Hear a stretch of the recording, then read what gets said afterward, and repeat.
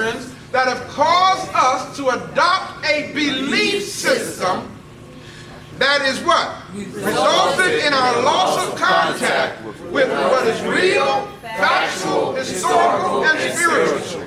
Do y'all grab this? Yes. I want you to understand why Brother Ray is here. Okay, I'm not here to impress you. I'm here to do exactly that. I want to say something today that will really begin the process of undoing the programming. The programming that got us messed up. The programming that literally has disconnected us from reality. Okay? I got an email. I sent out an email blast just a couple of days ago. I was up to about 3 o'clock in the morning writing this thing. A young lady asked me to prove to her, she's been listening to Black Liberation Radio lately, she asked me to prove to her that Jesus never existed.